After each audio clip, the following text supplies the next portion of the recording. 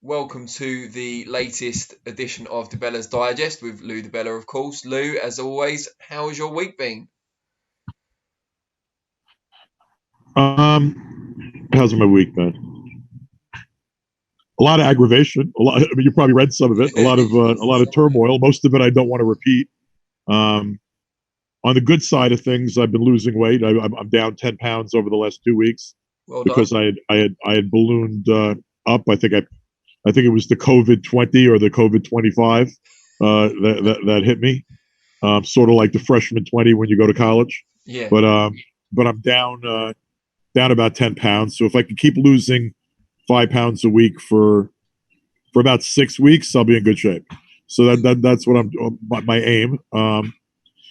It's turbulent times, and everyone's getting edgy, and people are pissed off, and people are going after each other. And honestly, I'm just trying to keep my balance. I really don't want to fight with everybody, and that's why I've tried to do as little rehashing since the weekend of everything that went on in the Serrano-Taylor front. But look, I think part of it is Eddie and I just have different philosophies about what we're going through right now, and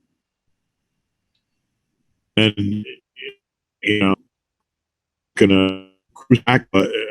I get his frustrations, but at the same time, I mean, if an athlete trains twice for a fight and it's postponed because of COVID, a second rescheduling, a third date that's in the middle of a pandemic raging in the U.S., with the EU not allowing travel from the U.S., with the fight moving from a Manchester arena to Eddie's backyard, the Matchroom backyard.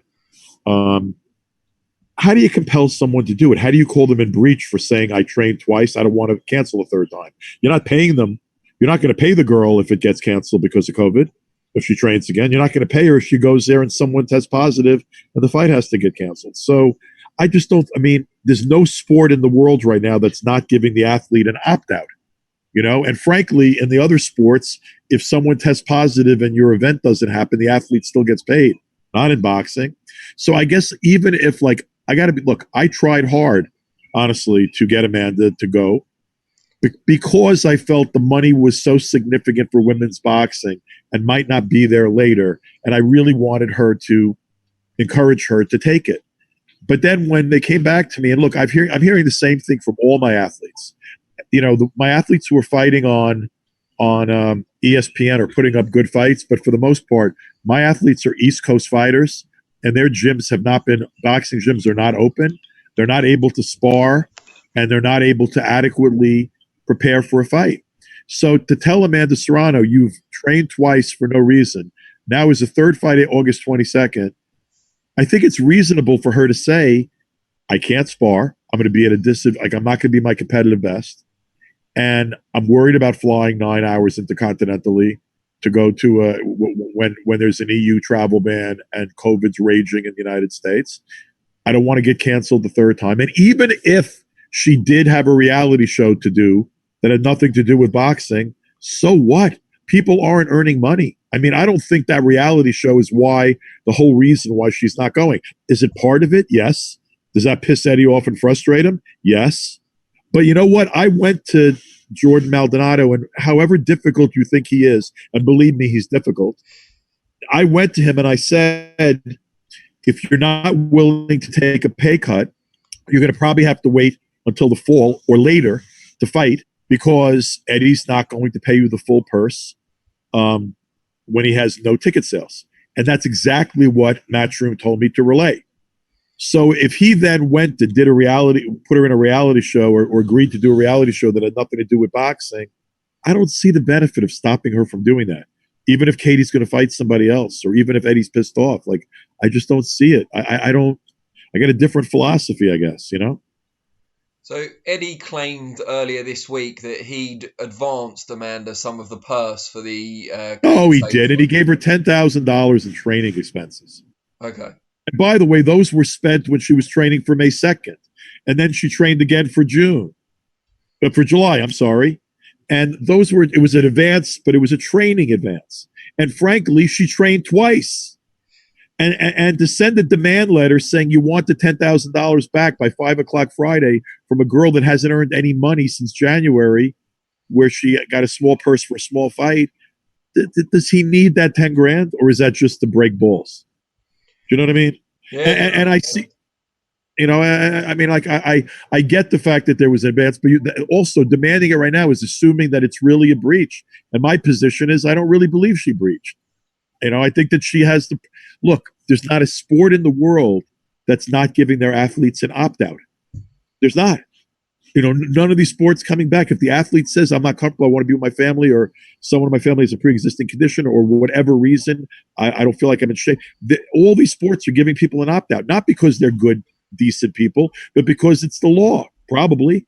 And they don't think you can prevail in compelling someone. So I don't want to talk about it much more, to be honest with you. I'm tired of talking about this issue, but I tried to deliver her for the fight. And I couldn't. And with the whole totality of the circumstances, I mean, even since all this stuff over the weekend, what was it, yesterday that the EU announced that Americans can't come in? Yeah. Okay, well, I guess Americans come in because you have Boris running your country and he's friends with the fucking asshole running my country. I guess that after, that we can send people into the UK. But I mean, I certainly think the EU ban on travel from America and our all-time caseload here in America provides reasons to think that August 22nd is still a risky proposition.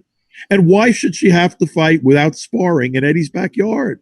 Just not fair. It's not fair. I mean, I'm not going to get into legalities of it. I'm getting into what I think is fair and humane and decent in these times. And we just got a fundamental disagreement. I don't want to fight with him about it, but it is what it is. He thinks one thing, I think something else. Do you see the fight being resurrected at all, perhaps for later in the year? Well, I mean, Eddie's told me, I don't know if he's going to stand by this, but Eddie's told me that Katie will, if it doesn't happen August 22nd, Katie will never fight Amanda again in the rest of her life. But if that's right. A position they want to take, it's not like it's going to kill Amanda. She's a 7-time world champion. She's one of the top pound-for-pound women in the world. If they want to take that position, that's their position, By the way, both Katie and Amanda were in the United States. Why didn't they arrange the fight here? I mean, and also there's a big difference between the Manchester Arena and agreeing to go to Europe and the backyard of your opponent, a promoter. There's just a difference, and I don't understand how a lot of the fanboys and girls in the UK don't get that. I think if it was reversed, I mean, I sort of think in these times that I would think that people would understand, there's different point of views, and it doesn't mean one person's wrong and the other person's right. But I think particularly in these times, you got to respect points of view that differ from your own. Moving from kind of the debatable to the ridiculous, unfortunately, the big story of the past 7 days has undoubtedly been Jarrell Big Baby Miller once again failing a drug test. The thing that got me was that Dimitri Salita, who's worked with him for a long time, said he was shocked by this development. Not only was I shocked, not only was I not shocked, I think I told you during one of our previous conversations that I thought he was dirty. Yeah. And I thought that he probably wouldn't get caught because the testing had started in such a short window because the fight was made on short notice. But this guy's so fucked up that he failed even still, And it, I'm sorry, I saw an interview with him yesterday that really pissed me off, where he seemed to make every excuse known to man, and he's still not taking responsibility. Someone needs to get this guy to take responsibility. He needs to fix his life. I think he has some kind of compulsion or addiction when it comes to PEDs. And PEDs are very serious business in my view and dangerous. I don't know that I favor a lifetime ban. I don't think I do, actually. I favor a very long suspension. I'll tell you why I don't favor a lifetime ban, I think. Because the industry also sort of failed him. I mean, if he does have this kind of compulsion and he has tendencies to cheat, but let's say he is addicted to this shit and he can't stop. No one made him enroll in VADA all year round. No one made him enroll in the clean boxing program of the BC. No one said to him, no boxing commission in the United States, no association of boxing commissions, no ratings organization, none of his promoters. No one said, you're not fighting until I see evidence that you're clean for an extended period of time. So you know what? If no one was going to check, he did the same shit he always does. And now, does that absolve him? No. No, of course it doesn't absolve him. But you know what? It's hard to suspend someone for life when he failed to be able to fight the heavyweight championships, caused a fight to be postponed, to be rescheduled, not rescheduled, but a substitute opponent have to go in at Madison Square Garden, and he failed for multiple substances, and no one made him clean up. No one made him enter any kind of regimen. And no one suspended him. No state in the United States suspended him. So I don't see how they're going to lifetime suspend him.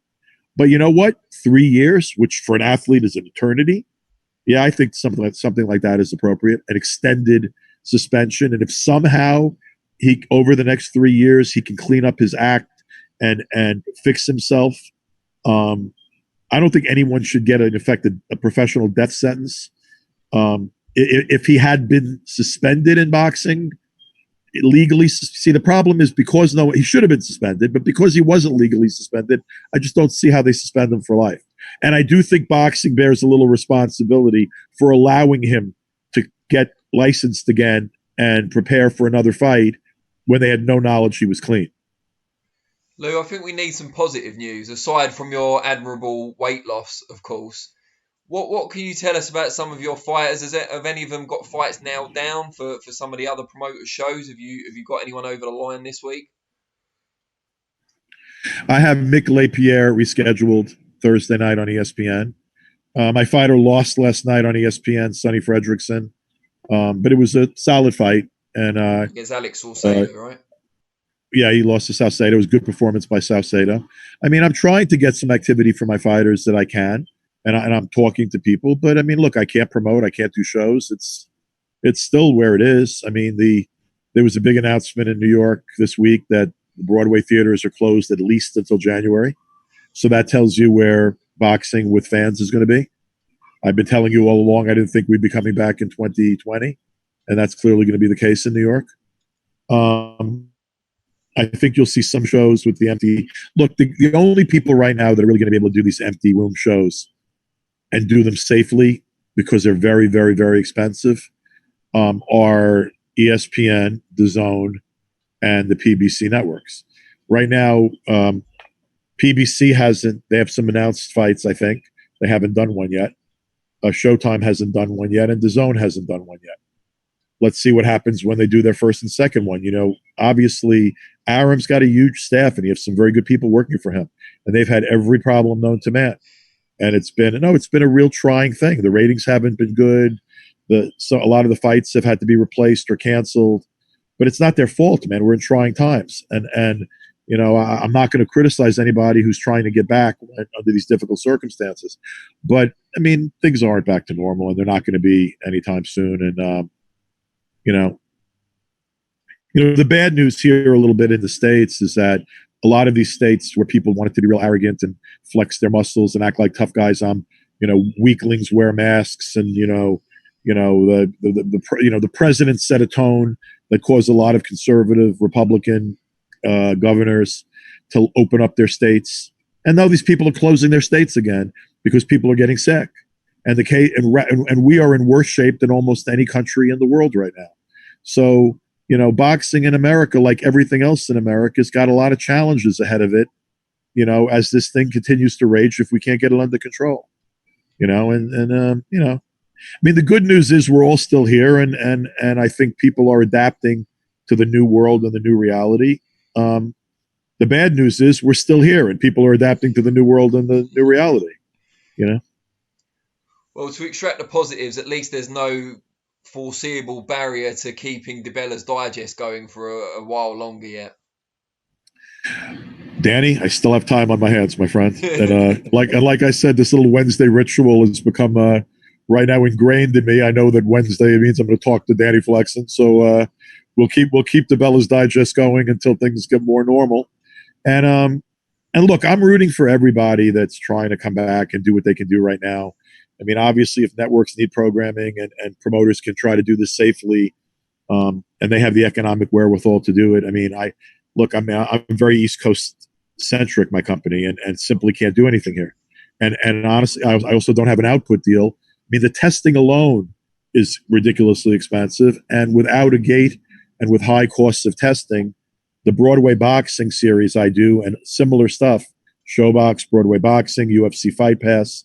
The majority of those kind of shows become cost impossible. So, I'm still sitting here with my office closed, and trying to keep busy and keep relevant and get some of my fighters activity. I have a lot of US based fighters. So for US programming, and my fighters have stayed in shape. So it's allowing some guys to get into opportunities, and I'm trying to get them those opportunities. They need to earn a living if they can. But nothing's really sort of changed, and the status quo is still pretty much the same. And if anything, in the last few weeks, it's been disappointing to see so many states in the U.S. revert to, high numbers in a lot of cases, etc.